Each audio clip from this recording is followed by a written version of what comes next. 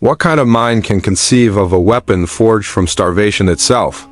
Genghis Khan, known as the Great Khan of the Mongols, transformed the siege starvation tactic into a devastating instrument of conquest.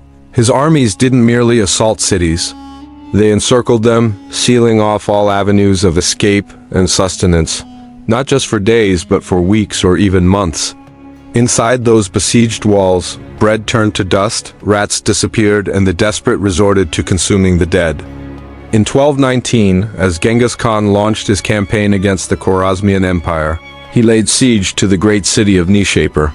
Lacking the means to swiftly breach the formidable city walls, the Mongols encircled the settlement, blockading all food supplies, contaminating nearby wells, and establishing a complete perimeter to prevent entry or escape.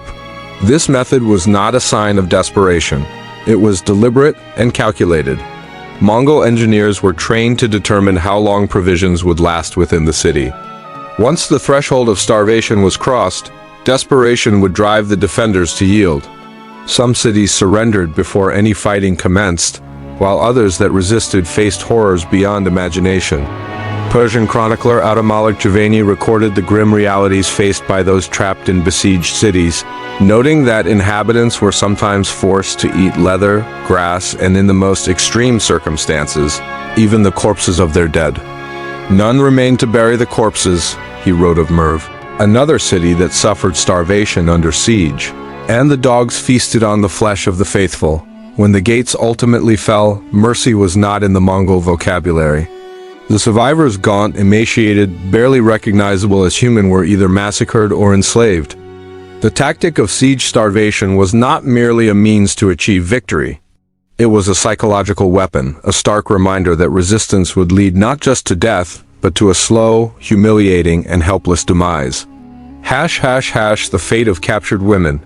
Spoils of war. Genghis Khan, referred to as the universal ruler of the Mongols, orchestrated one of history's most ruthless expansions, dismantling entire societies in the wake of his conquests.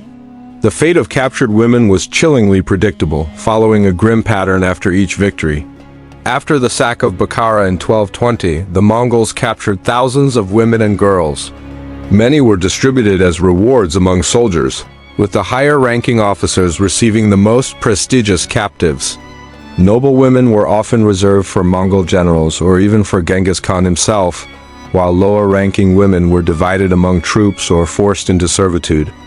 Javani documented the aftermath of conquest, describing how, after a city fell, they separated the men from the women, the children from their mothers, and drove them into camps like herds of sheep. His words were far from metaphorical. They reflected the chillingly industrial scale of human trafficking that the Mongols had refined. Women were paraded before commanders, ranked by age, appearance, and social status. Beauty became a curse. Historical accounts from Chinese, Persian, and Russian sources recount how Mongol leaders took special pleasure in seizing the wives and daughters of defeated nobles, not only as concubines but as symbols of total dominance. This humiliation served a specific purpose: to erase the legacy of the defeated. Some women were absorbed into Mongol households and forced into marriage.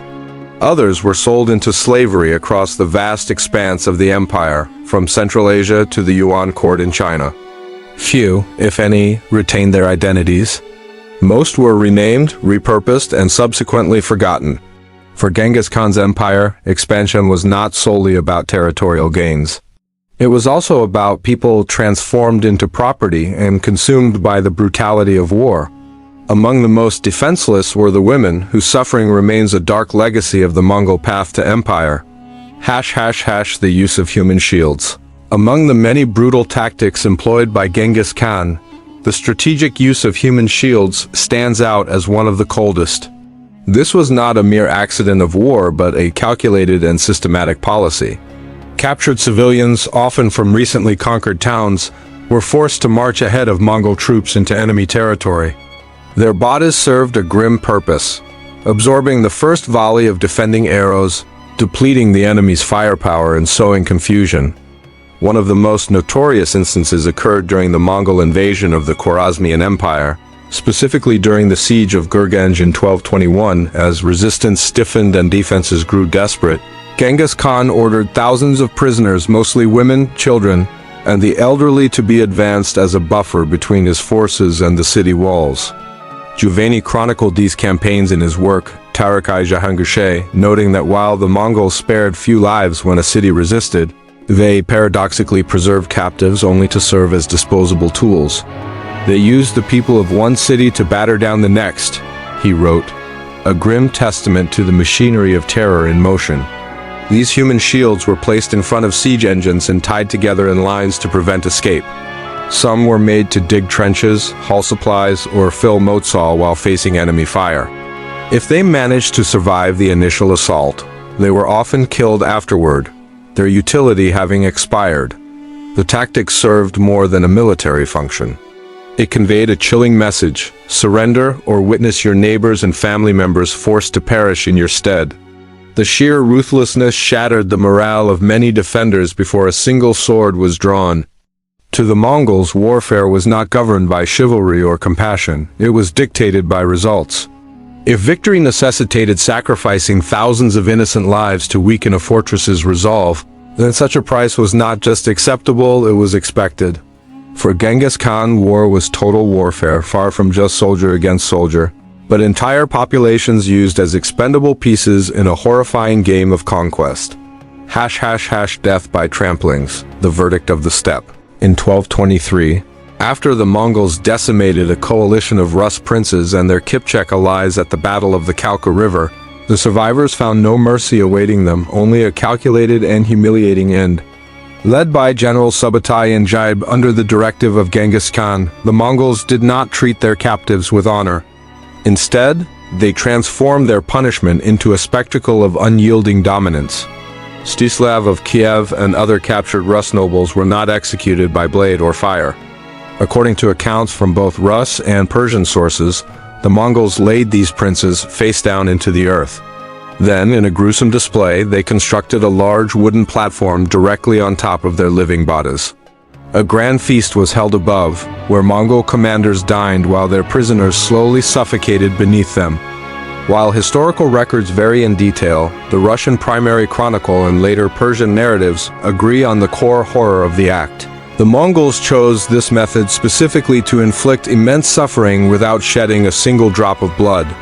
In Mongolian legal and cultural tradition, particularly regarding highborn adversaries, it was often taboo to directly spill noble blood.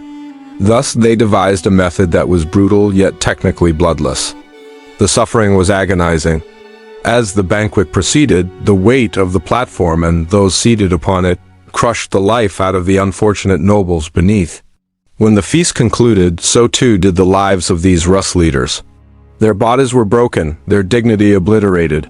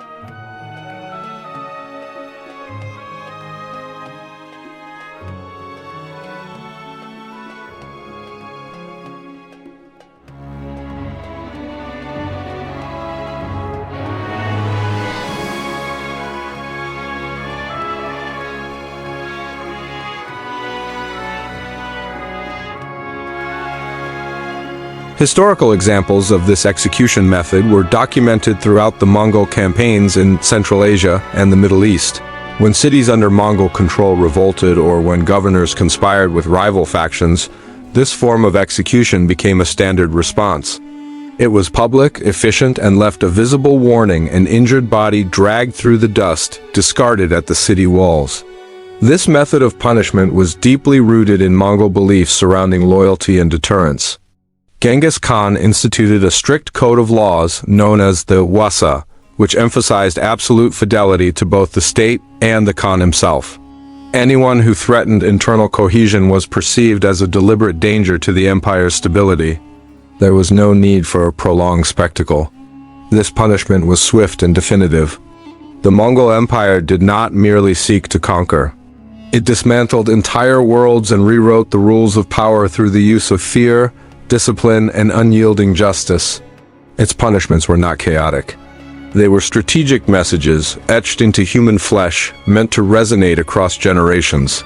Rather than being excessive, these actions were a calculated approach to domination. Reflection. As Giovanni observed critically, they came, they sapped, they burnt, they slew, they plundered, and they departed. The brutal legacy of the Mongols is one of terror and domination, shaping their rise from nomadic tribes to rulers of the largest land empire in history. Their methods of punishment not only instilled fear, but also solidified their control, embedding themselves in history as relentless conquerors,